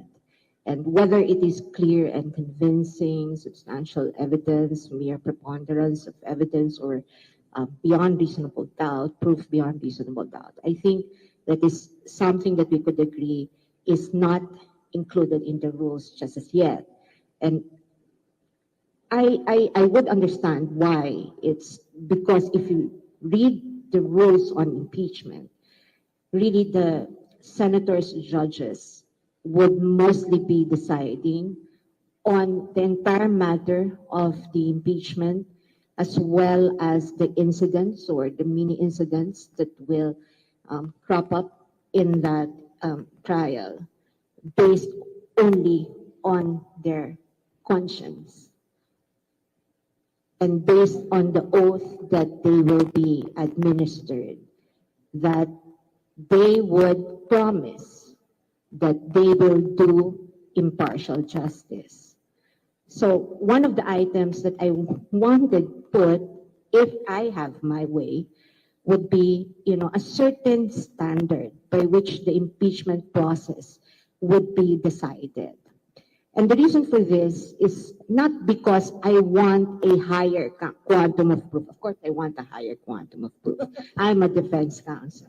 If I have my way now, Senator Padilla, would you, consider putting in a standard of proof that, it's proof beyond reasonable doubt, or probably much, there's any higher creature than that degree of proof. But the reason why I want some standard put in the rules is because, isn't it also in the public interest that we have some uniform standard by which the senators, judges would be able to consider every incident and motions that would come up in the trial?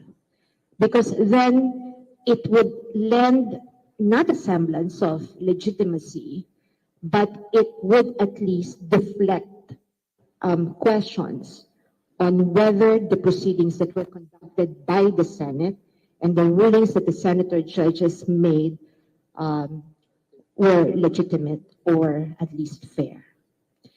The second, of course, is just, on the more practical considerations. Perhaps it's also for the benefit of the prosecution team or Congressman Zamora.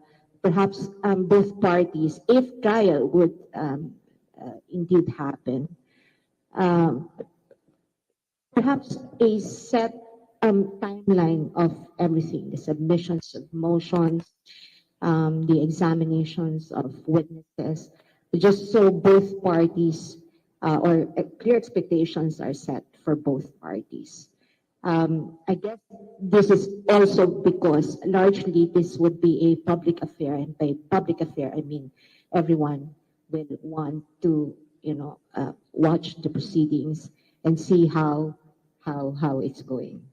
Attorney Yun, if I can, ask a follow-up question on that. Does it mean that the defense and Congressman Zamora, the prosecution would, for example, be open to, let's say, a pre-trial proceeding before the Senate, or where for the non-lawyers, where basically the parties present the witnesses that they will present, the fixed list of the evidence that will be presented.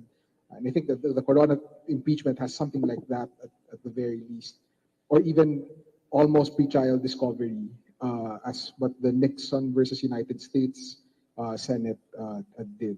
If only you're comfortable with answering that question.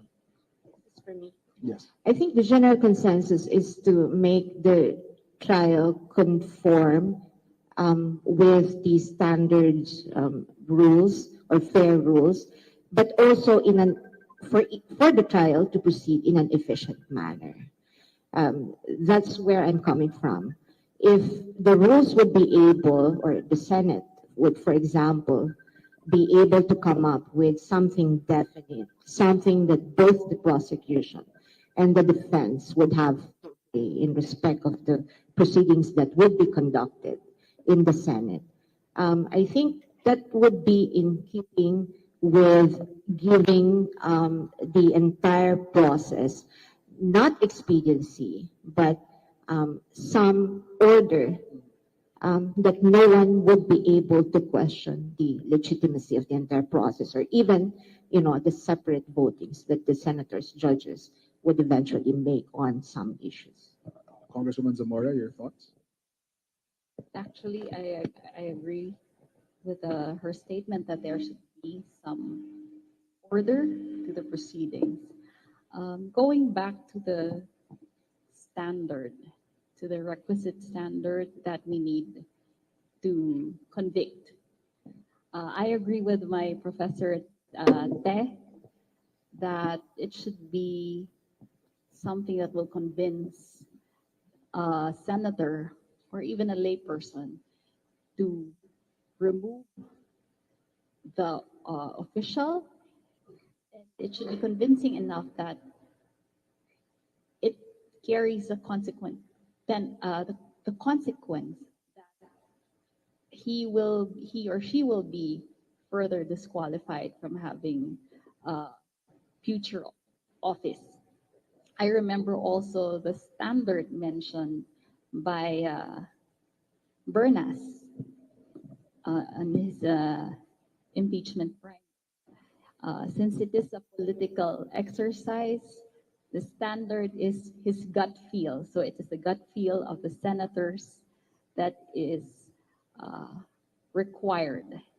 And while I know that that isn't a lot, and we cannot quantify that,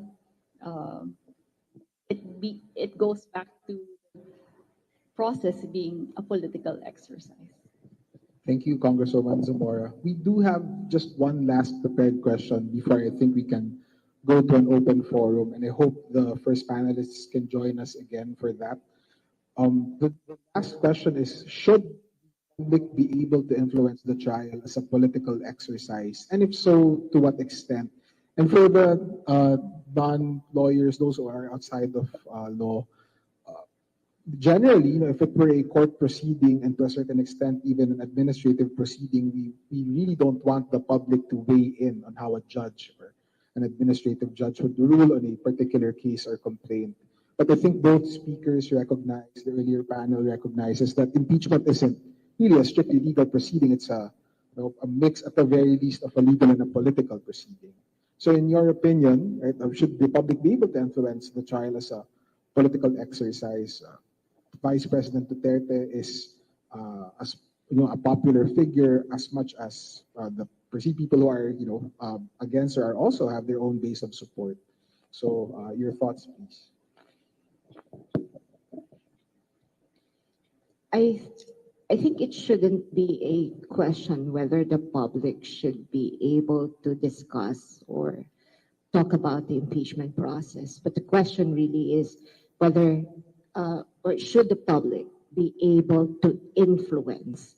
So meaning there's some level of exertion of influence by how, probably by information that are circulated in social media, the mainstream media, etc., etc.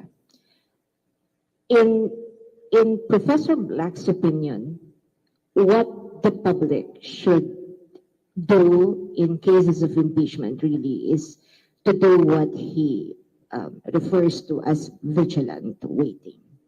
And I agree to some extent that even as we allow the public to speak on matters that affect, their interest or the accountability of our public officers on some alleged and purported wrongdoings, I would, I, I believe that it would be better that there has to be some balance. Now, whether the public should be able to influence how eventually the senators would have to decide on the impeachment case, I think that's another matter.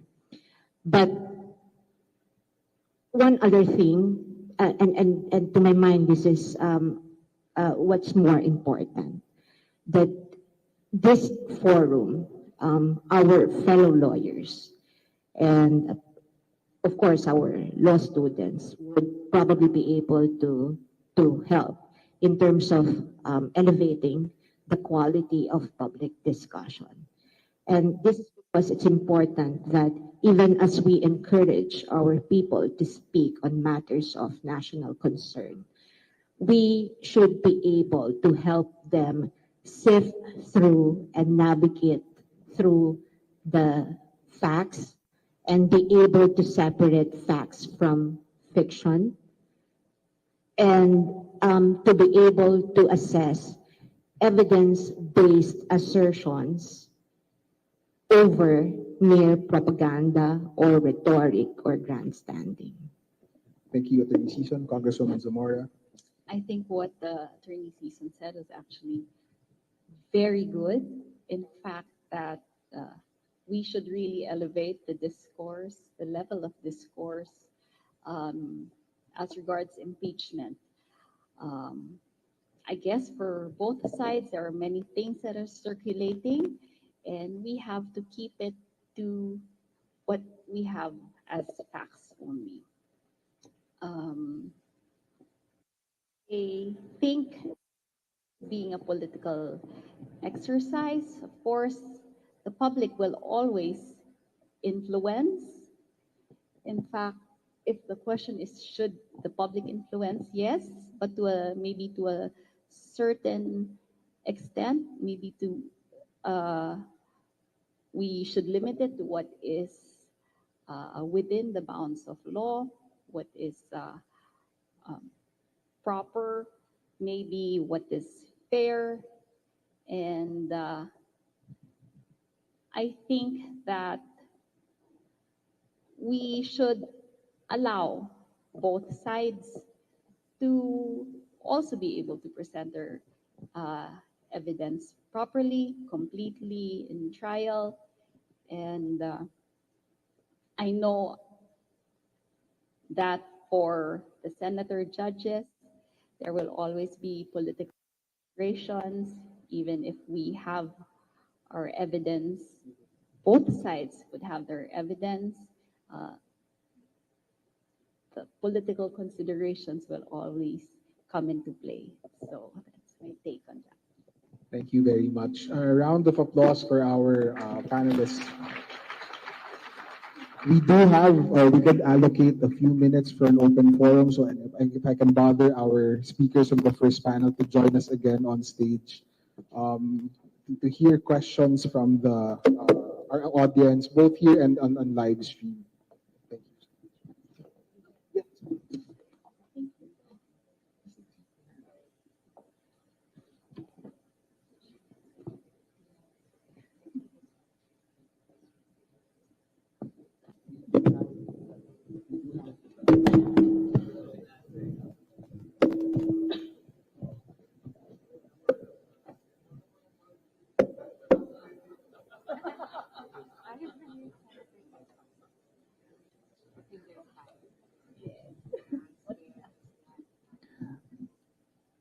Thank you, and I do apologize for bothering you a second time.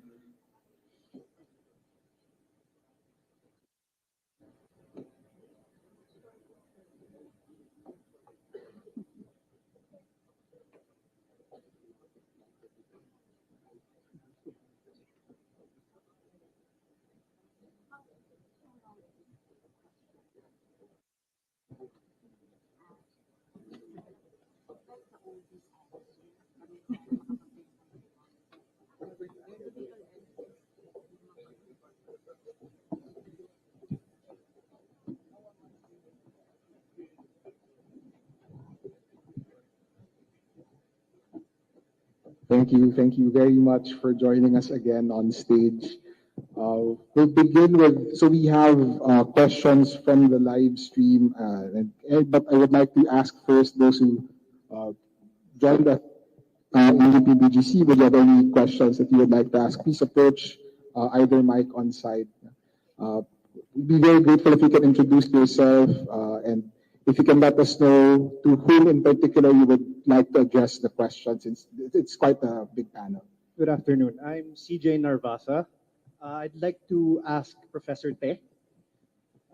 Earlier, you opined that you would prefer that the rules of evidence, particularly the rules of evidence, not be followed or strictly followed in the proceedings. However, the rules of evidence were formulated with rights in mind. For example, what you were saying, the hearsay rule. The hearsay connected to the due process rights of an accused, in this case, a respondent. So if we do not follow the hearsay rule and a person is presented there who does not have personal knowledge of the signature of a certain document or has not personal knowledge, how then, first, can we trust that person? And second, how then would you uphold the primordial constitutional rights and human rights of due process and other constitutional and human rights that those rules were drafted and created to uphold? Yeah, thank you for that question. First, I'd like to say that, as pointed out by Senator Drilon, should the Senate, in drafting its rules on impeachment, make the rules on evidence suppletorily applicable, then yes, the rules will apply. My point really was that we should not over-judicialize the proceedings.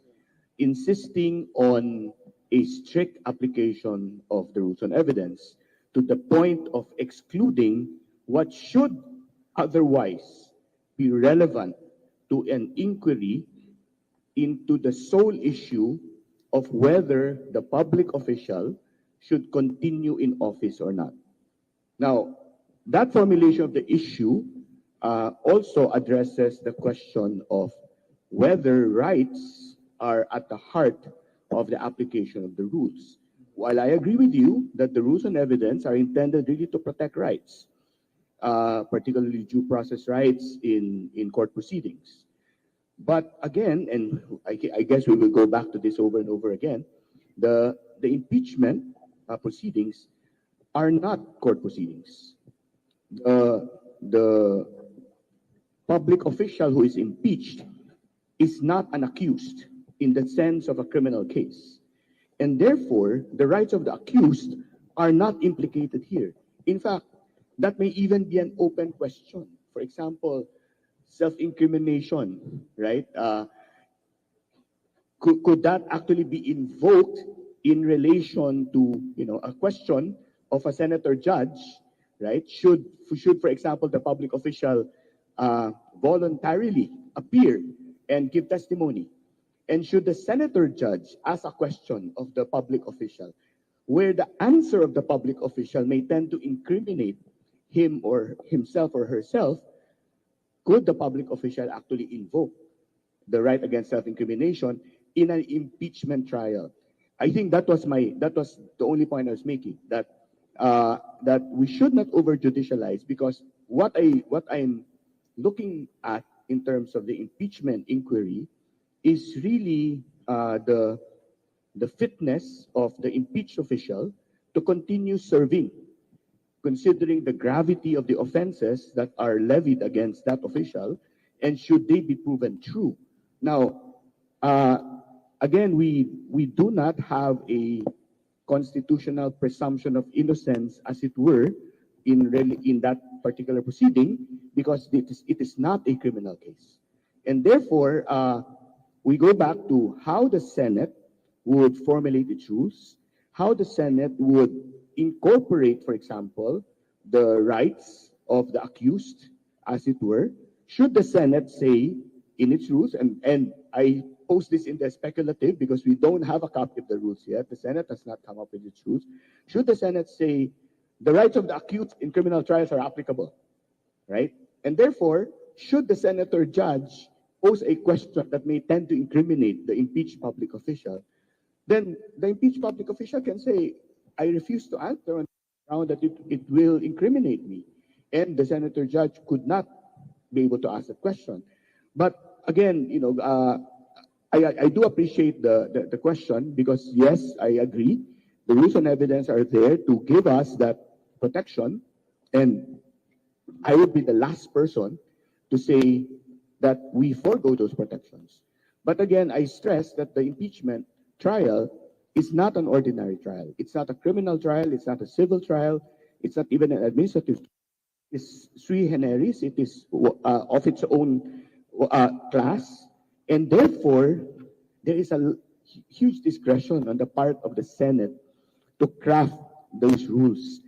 The burden, the responsibility, I think, right, is on the Senate. And I'm hoping that the Senate will be able to come up with a set of rules that will really address questions like those, right? But thank you. Thank you for your question. Thank you, Professor Te. Any other questions from the audience? We do have, while waiting for anyone to ask here, we do have one question from the online panel. And I think it was, spurred by the remarks of Attorney Season. So I think the question is, given the fact that public office is a public trust, how do we weigh the personal consequences to the impeached official against the public benefit of impeachment? And I think just to add a little more complexity to that question, we've been talking about the whole afternoon on standards of clarity of evidence and the others. When in doubt, right? How do we weigh? Is it the potential public benefit or the potential public harm on the public officer?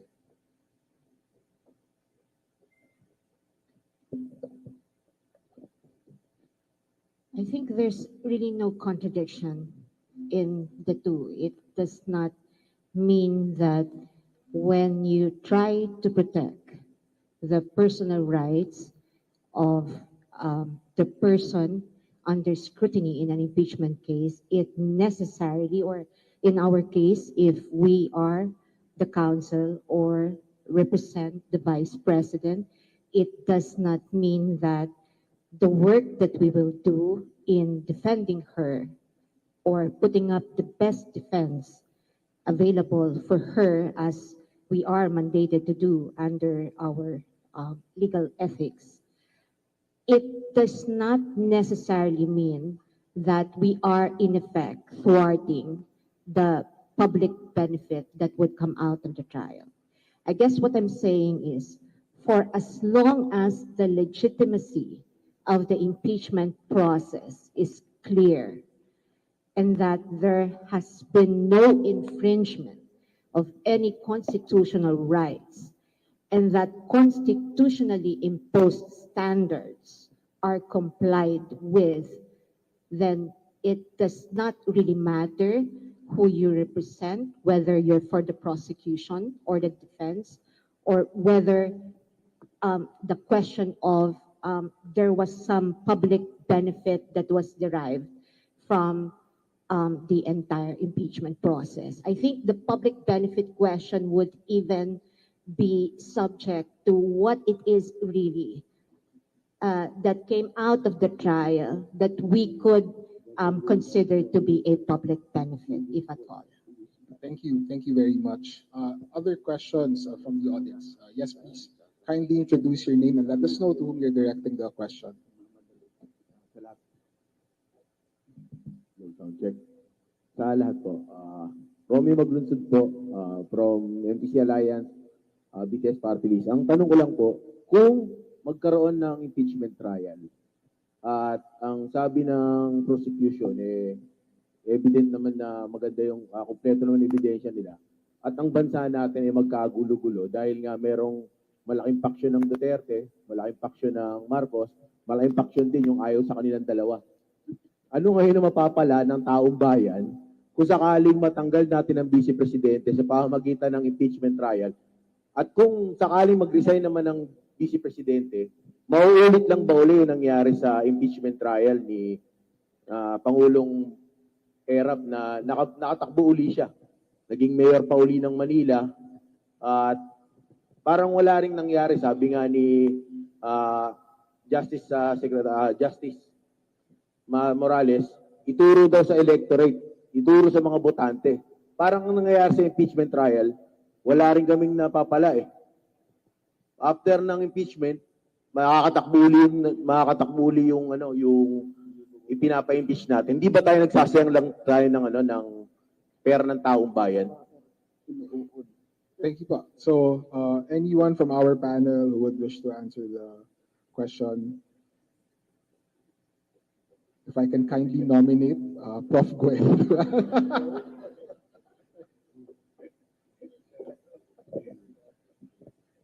It's a very difficult question. I think that goes into there's a larger discourse now about how compared to the Corona and the Estrada impeachments, where you basically have two sides, right? This one involves a more fractured society where there are many different political sides involved this time. So is it really just a waste of time? And if I can rephrase that question. So, thank you for having been voluntold. The tables have turned. I have been called for recitation.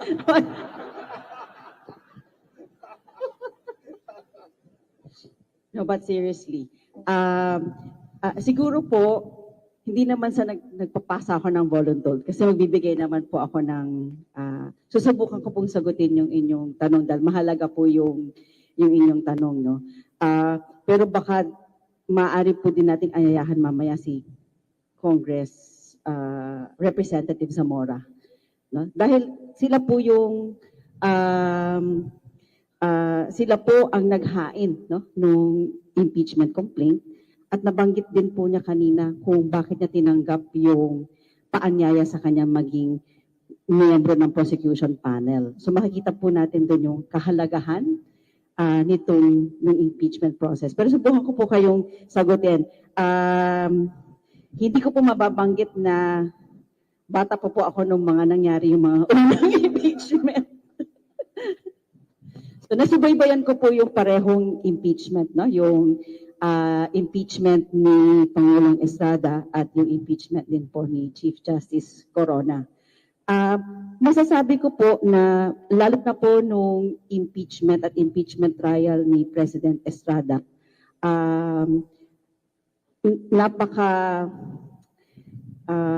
highly politicized po yung buong proseso na yon, no? Umabot nga po tayo nung pinag-uusapan natin kanina, isa pong kadahilanan kung bakit hindi natuloy yung kanyang impeachment trial dahil nung ayaw buksaan yung envelope, no? Nag-walk out din po yung ating prosecution panel. No? At matapos po nun, dahil din po dun sa ayaw na pagbukas ng envelope, nagkaroon po tayo ng EDSA 2. At matapos po ng mga pangyayari na yon, si Pangulong Estrada ay lumisan po mula sa Malacanang at ang sabi nga po ng Korte Suprema, siya po ay nagbitiw, no? Nagbitiw sa pagkapangulo dun sa kanyang pagkakaalis sa Malacanang. So, sa kabila po ng mga pangyayari, no, nung panahon na yon, nasubukan din naman po nating tingnan kung hanggang saan natin mapapatakbo yung impeachment trial. No? At nabigyan po ng pagkakataon, hindi lang naman po yung prosecution panel at yung senator judges at yung defense team na subukang ipaliwanag sa taong bayan na nagmamatsyag po noon, no? Yung first impeachment at yung pangalawang impeachment sa mga pangyayari. Pareho pong impeachment na yon, gaya po ngayon, naanyayahan din po ang UP College of Law at yung mga profesor na tumulong na ipaliwanag yung mga kaganapan ng parehong impeachment proceedings na yon. So, sa usapin po kasi natin ngayon, parang hinuhusgahan natin ang benepisyo at kahalagahan ng impeachment proceedings. Depende po kung ano ang kanyang magiging resulta. No? Kung natanggal, kung binawian ng kakayanan na tumakbo pa at maglingkod sa bayan na hindi nga po natin nagawa noong panahon ni Pangulong Estrada. Sa aking palagay po, ang kahalagahan nitong proseso na to dahil ito ay ilagay natin sa saligang batas ay ang kakayanan ng mababang kapulungan at ang Senado at maging ang Korte Suprema, no, dahil nakita po natin ang partisipasyon ng Korte Suprema sa paglalabas ng mga desisyon, no?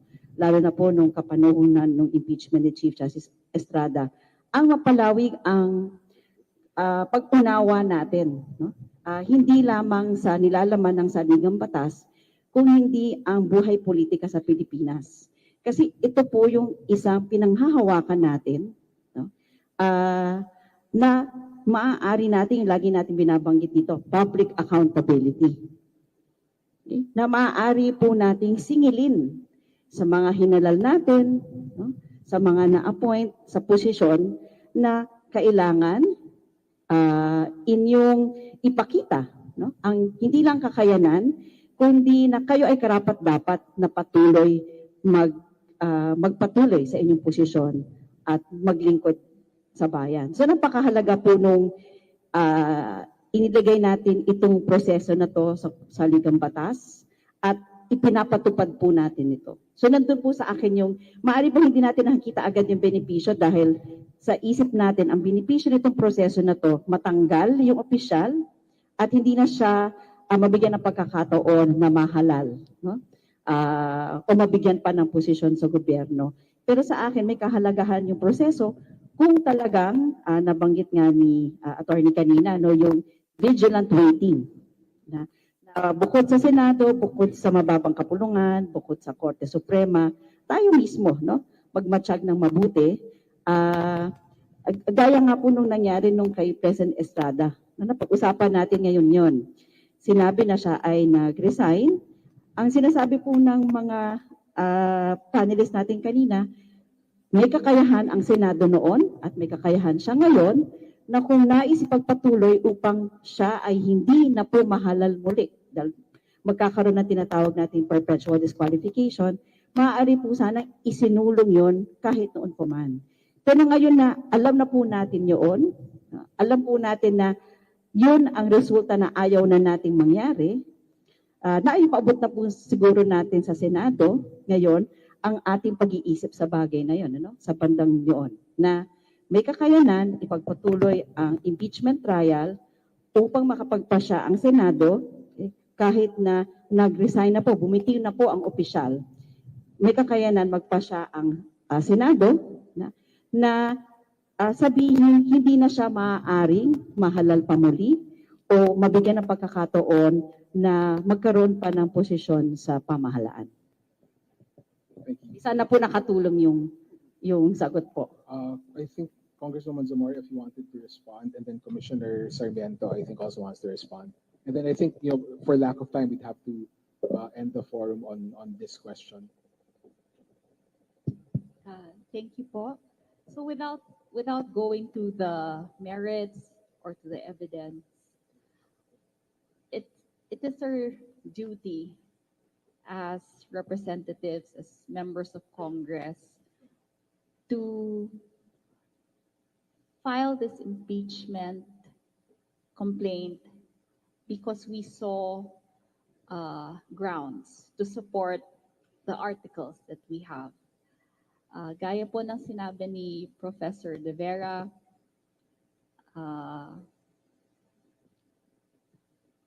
kailangan nga po natin na mailabas sa taong bayan yung ebidensya. Hindi po siya waste of time, hindi po siya waste of resources, because there is separate consequence of disqualification from holding another public office or any public office in the future. Hindi po nagtatapos sa resignation ng isang impeached or impeachable official. Pwede pong ipagpatuloy ng Senado ang trial para malaman natin kung dapat nga bang ma-disqualify yung official from holding public office. So kami naman po sa Kongreso, may nakita kaming ebidensya, kaya po kami nagsampa ng complaint for impeachment. Commissioner Sarmiento? Tatlo po ang pakinabang na nakikita ko po sa usapin ito ng impeachment. Una-una, serves as a political education sa ating taong bayan. Natatandaan ko po doon sa Estrada proceeding, ako po ay komentarista ng Channel 5 after trial, every session, at marami pong interesado. As a matter of fact, a survey was conducted that because of these impeachment proceedings, maraming gusto tumaas ang enrollment ng mga koreo because of these impeachment proceedings. Natuto sa proseso. Pangalawa, yayaman ang ating jurisprudence kung ito po ay masagot ng ating Korte Suprema. Yayaman ang ating pagkaintindi ng constitutional processes. For instance, dalawa ng sinampa. Baka may susunod pa. That will enrich jurisprudence for the sake of our future law students and future generations. Pangatlo po, it will serve as a deterrence, no, sa mga gustong tumakbo, manungkulan. It's a warning na pag kayo ay hindi gumawa, hindi maglingkod sa taong bayan, ito ang consequence na posibleng mangyari. So para sa akin po, this exercise is a fruitful exercise for all of us. Estudyante, magulang, lahat ng sektor ng ating lipunan. Thank you, Commissioner Sarmiento. So sa dami ho ng tanong na ilabas today, yun po ang pinakamahirap. Salamat po na nasagutan po ng ating mga panelists. Thank you again to our esteemed panelists and speakers for today. Can you please give them one last round of applause?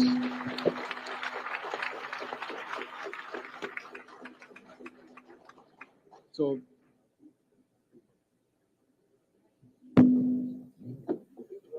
as our panelists go down the stage, I would just like to, and before we call on our Chair of the Malcolm Foundation for his closing remarks, we would just like to thank the UP College of Law Office of the Dean, the Malcolm Foundation, the Philippine Law Journal, certain offices in the UP Law Complex, such as the Information and Publication Division, ICTO, and the UP BGC administrative staff, Ms. Cristel May Parungao, my research assistants, Nick Castro of the class of 2025, Jill Chua, Jules Espino, R.D. Mercado of the class of 2026, and Block 1 BGC Day 2, who served as our ushers today for helping us organize this program. We have two brief announcements before Justice Carpe gives his closing remarks. The first is that the transcripts of today's proceedings will be made available by the Philippine Law Journal in its new website. You may visit philippinelawjournal.org in a few days in order to see the transcript. The second is that coming from the preparation by the UP College of Law of a primer on impeachment and frequently primer on impeachment and frequently asked questions. We have heeded the instructions of our dean and the request of the public to prepare translations of the impeachment primer and frequently asked questions, which will be made available in the UP Law website later this week. They will include a Filipino or Tagalog translation, an Ilocano translation, and a Cebuano translation for the general public. So please stay tuned for that. It is my honor to call on the chair of the Malcolm Foundation and former Senior Associate Justice Antonio T. Carpet to give his closing remarks and to end today's program.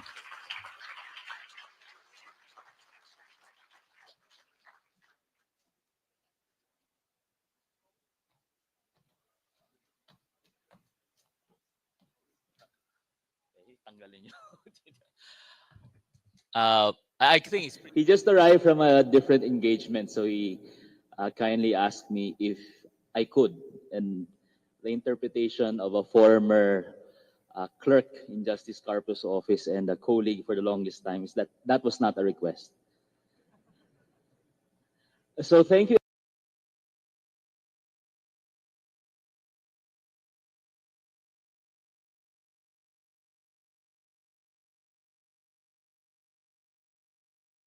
Revolutions, perhaps it's impeachment that often takes over the national consciousness once it happens. We moved fast to hold this first forum because in the age of disinformation, it would be unfortunate for inaccuracies to dominate the conversation. Our hope for these events is to provide a venue for studied and measured argumentation, not a Twitter war, not a troll fight. Because what is unfolding is the greatest of proceedings involving a constitutionally elected official. We are thankful for the quality and quantity of participation today. We have a packed auditorium, an overflowing online registration, and partnerships to broadcast and live stream this nationwide. Days like these are a good measure of good citizenry. We are also thankful, of course, for Professor Paulo Tamase and his conscripted labor force, his students. They put this together practically over the weekend. We in the Malcolm Foundation are spoiled with this good work. And of course, we are thankful for the full support of Dean Lelen Berberabe, whose guidance in all of these events have proven invaluable. We look forward to more events like this because with the filing of the third petition in the Supreme Court regarding impeachment, it is safe to say, parating pa lang tayo sa exciting part. Kasi as I was telling two panelists earlier, maybe the next topic should be, we keep on hearing impeachment is political. Ano ba ibig sabihin ng political?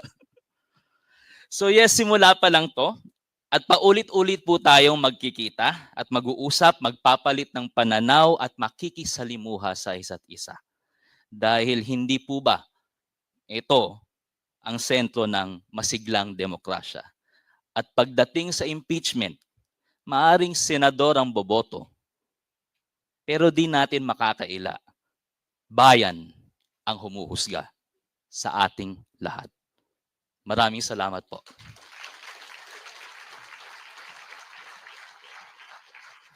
Thank you, Professor Molo. That ends our impeachment forum for this afternoon. Thank you for joining us here in UPBGC and in our live streaming channels. For our speakers, may we request that you just come up here below the stage for a brief group photo. Our speakers and special guests, as well as the faculty, are also invited to room